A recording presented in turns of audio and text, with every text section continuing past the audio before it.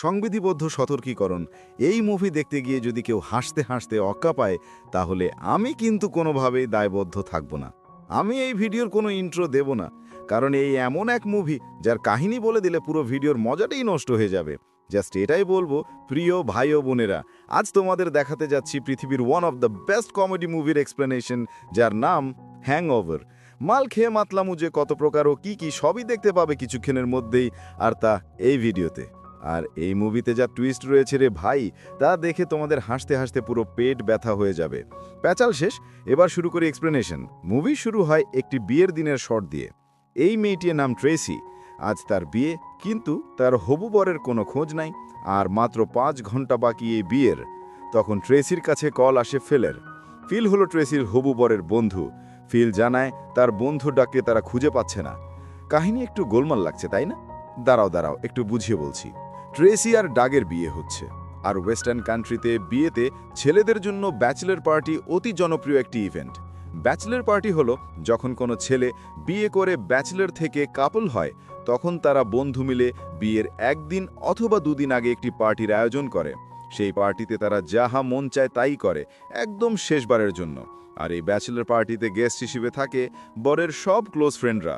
যাই হোক, ডাগ আমেরিকার লাস ভেগাস, এটাকে বলতে পারো একটা পাপের শহর, সেখানে একটি ব্যাচেলর পার্টির আয়োজন করেছে তার বিয়েতে। লাস ভেগাসকে বলা হয় সিন সিটি, মানে পাপের শহর।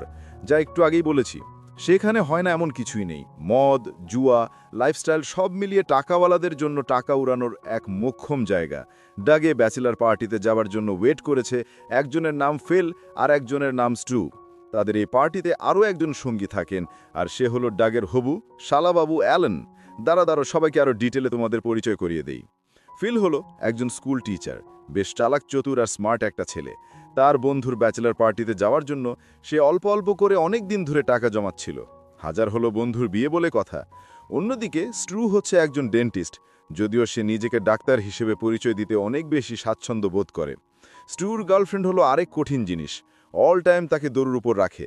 এটা করা যাবে না, ওটা করা যাবে না, কোথাও গেলে 10,000 বার কল করে জানাতে হবেই, বন্ধুদের সাথে বেশি সময় কাটানো হয়ে যাবে না, ইত্যাদি ইত্যাদি।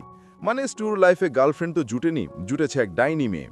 তাও স্টু সবসময় সোনা যান বলে তাকে আহ্লাদ দিতে থাকে। তার এই ডাইনি মেয়েকে সে অনেক কষ্টে ম্যানেজ করেছে এই টোরে যাওয়ার জন্য, আর প্রমিস করেছে যে সেখানে কোনো মেয়ের দিকে সে ভুলেও তাকাবে না, একদম ভদ্র ছেলের মতন চলবে। অন্যদিকে ডাগের হবু শালাবাবু অ্যালেন আরেক লেভেলের মানুষ। মানে ব্রেইন শট না হলেও সে একজন সুস্থ সবল মানুষ। দেখছো জাঙ্গিয়ারের অবস্থা? ছেলে মানুষ হলেও তার মধ্যে মেয়ে ভাব, পুরাই তার ছেঁড়া টাইপের লোক এই অ্যালেন।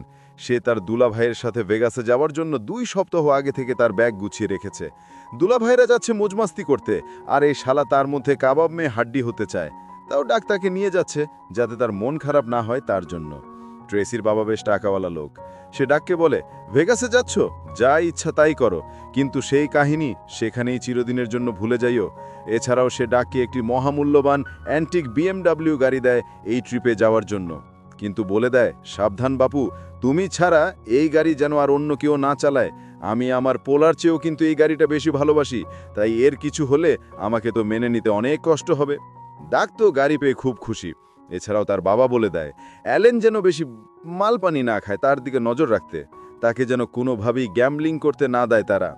হবু আব্বুর কথা অক্ষরে অক্ষরে পালন করার নিয়ত করে ডাক তার শালাকে নিয়ে বেরিয়ে যায় ফিল ও স্টুকে পিক আপ করার জন্য। ডাক ফিলকে পিক আপ করার জন্য তার স্কুলে যায়, আর স্টুকে পিক আপ করে তার বাড়ি থেকে। আর এইখান থেকেই শুরু হয় এক কঠিন লেভেলের ব্যাচেলর পার্টির কাহিনী। সামনে এমন সব ঘটনা ঘটতে যাচ্ছে যা পুরাই অস্থির। তাড়াতাড়িতে করে যাওয়ার সময় সুন্দর একটা মেয়েকে দেখতে পাই, মানে বাচ্চা মেয়ে আর কি। অ্যালেন তার সাথে টিজ করতে থাকে, মানে মজা করতে থাকে গাড়ির মধ্যেই। তখন ওই মেয়েটা তাকে মিডল ফিঙ্গার দেখিয়ে দেয়, মানে এটা হচ্ছে তাদের এক ধরনের গালি।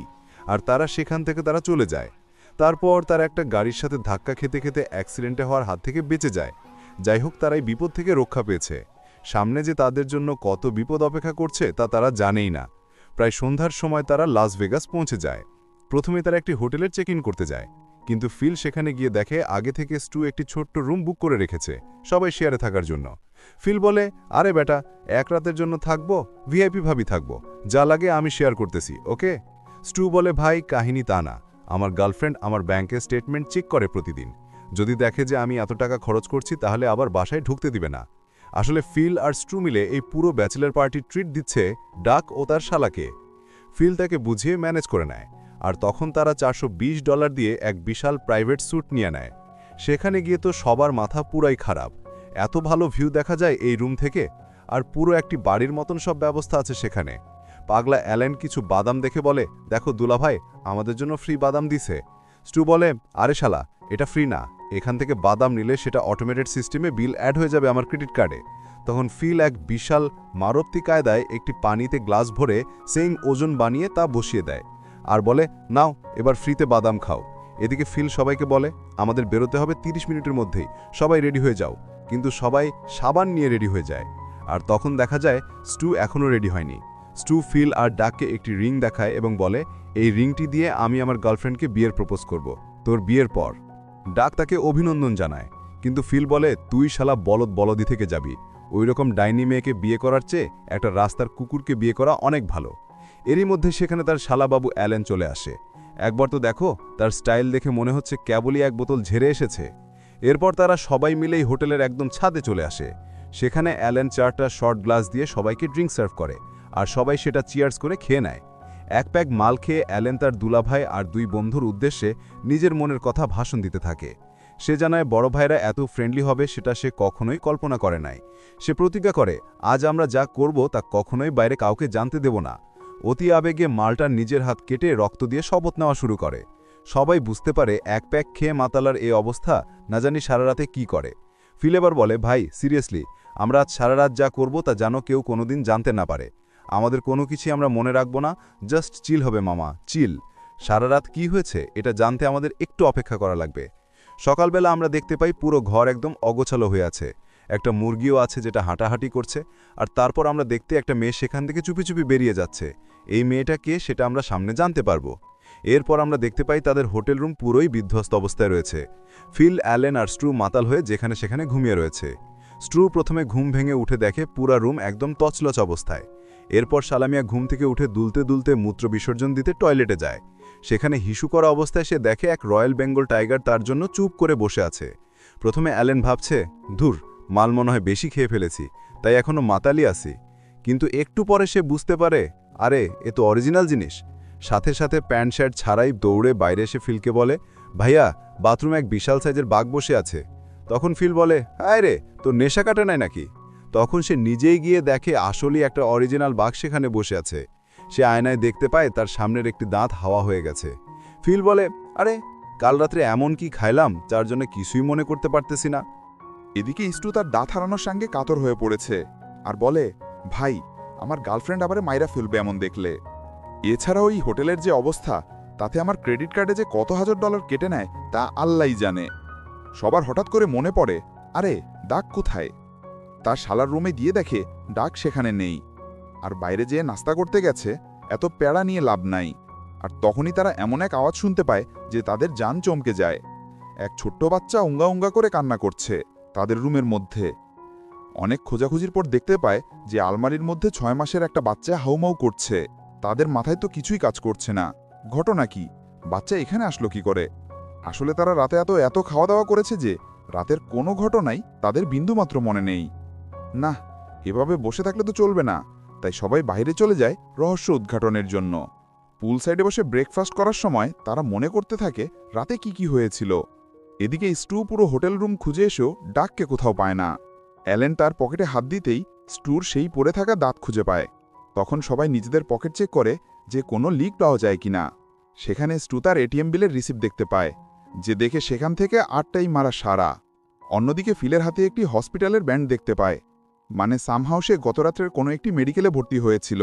তার কি হয়েছিল, কেন হয়েছিল কিছুই বোঝা যাচ্ছে না। যাক, তাও তো একটা লিড পাওয়া গেল। তাই সবাই মিলে হাসপাতালে যাওয়ার জন্য নিচে নেমে আসে। সেখানে এসে দেখতে পায় হোটেলে কারা যেন একটি বেডের ম্যাট্রেস ছুঁড়ে ফেলে দিয়েছে, আর সেটা গিয়ে আটকে আছে একটি স্ট্যাচুর উপর। মনে মনে তারা ভাবে, এই আকাম কুকাম আমরা ছাড়া আর কেউ করতে পারে না। তখনই একটি পুলিশ কার তাদের সামনে চলে আসে, আর সেখান থেকে ড্রাইভার নেমে তাদের 3 জনকে পুলিশ অফিসার বলে সম্বোধন করে। তারাও কোনো কথা না বলে গাড়ি নিয়ে কেটে পড়ে, কারণ তাদের সেই মার্সিডিজ গাড়িটাও তারা পার্কিংয়ে খুঁজে পাচ্ছে না। এরপর তারা হাসপাতালে এসে পৌঁছালে ডাক্তার জানায় সামান্য কিছু আঘাতের কারণে গতরাত্রে ফিলকে এখানে ভর্তি করা হয়েছে। সে সময় তারা 4 জনেই উপস্থিত ছিল, তার মানে ডাগো রাত 4টা পর্যন্ত তাদের সাথেই ছিল। তখন ডাক্তার বলে ফিলের ব্লাডে হিউজ অ্যামাউন্টের ড্রাগস, যেটা লাস ভেগাসের মেয়েদের রেপ করার জন্য ব্যবহার করা হয়। তারা তখন বলে তাহলে সবাইকে একসাথে ড্রাগ কে ইনজেক্ট করেছিল। সেখান থেকে তারা এও জানতে পারে যে গতরাত্রে তারা বারবার একটি বিয়ের কথা বলছিল। ফিল বলে, হ্যাঁ, আমার বন্ধুর আগামীকাল বিয়ে, তাই হয়তো সে এই কথাই বলছিল। কিন্তু ডাক্তার বলে, জি না, তোমরা কোনো একটা বিয়ের অনুষ্ঠান থেকে এখানে এসেছিলে। এটা শোনার পর তাদের কাহিনীতে আরও প্যাচ লেগে যায় যে এই অজানা জায়গায় তারা কার বিয়ে খেতে এসেছিল গতকাল। তখন ডাক্তারের কাছ থেকে যেখানে বিয়ে হয়েছিল সেই চার্চের ঠিকানা নিয়ে তারা সেই চার্চে উপস্থিত হয়। চার্চে পৌঁছালে সেখানে এক লোক তাদেরকে দেখে আনন্দে আতখানা হয়ে পড়ে আর বলে, তোমাদের মতন এত ক্রেজি আর ফানি ক্যারেক্টার আমি আমার জীবনে দেখি নাই। স্টুকে দেখে বলে, এটা হচ্ছে তোমাদের মধ্যে সবচেয়ে ক্রেজি পাপি স্টু। স্টু তো কিছুই বুঝতে পারছে না কাহিনী কি। তখন ওই লোক বলে, গতরাত্রে তোমরা এখানে এসেছিলে জেরি নামের একটি বার ড্যান্সার ও প্রস্টিটিউটকে বিয়ে করতে, আর এই বিয়ে করেছে স্টু। এই কথা শুনে তো সবাই পুরাই শক। শেষমেশে এক ডাক্তার হয়ে কিনা সে এক রাতের পরীকে বিয়ে করেছে। তখন তারা সেই রাতে সব ছবি দেখতে থাকে। স্টুর তো আত্মা যায় যায় অবস্থা। সেখান থেকে তারা জানতে পারে যে এই পিচ্চি বেবিটা হচ্ছে জ্যাডেস, মানে স্টু নতুন বউয়ের সাথে একটি বাচ্চাও ফ্রি পেয়েছে। ওই লোকটির কাছ থেকে তখন তারা জ্যাডেসের ঠিকানা নিয়ে সবাই তার বাসার উদ্দেশ্যে রওনা দেয়। কিন্তু গাড়িতে ওঠার সাথে সাথে দুজন লোক এসে তাদের উপর হামলা করে। কিছুই বুঝে ওঠার আগেই তারা গুলি ছুটতে থাকে, আর ফিল সেই গাড়ি নিয়ে তাদের পায়ের উপর দিয়ে চালিয়ে কোনোরকম সেখান থেকে কেটে পড়ে। খানিকবারে তারা জ্যাডেসের বাসায় এসে পৌঁছালে সবাইকে দেখে জ্যাডেস অনেক খুশি হয়ে যায়, আর আমাদের অসাধারণ মুভিটি এখানে শেষ হয়ে যায়। এখানেই শেষ হলো আমাদের আজকের ভিডিও। আশা করি ভিডিওটা আপনাদের ভালো লেগেছে। এরকম কমেডি এবং অ্যাডভেঞ্চার মুভি দেখতে চাইলে লাইক করে কমেন্ট করতে পারো। আমাদের চ্যানেলটিতে যদি নতুন হয়ে থাকো তাহলে সাবস্ক্রাইব করতে পারো। আবার দেখা হবে পরের ভিডিওতে। ততক্ষণ পর্যন্ত ভালো থাকুন। আল্লাহ হাফেজ। আসসালামু আলাইকুম।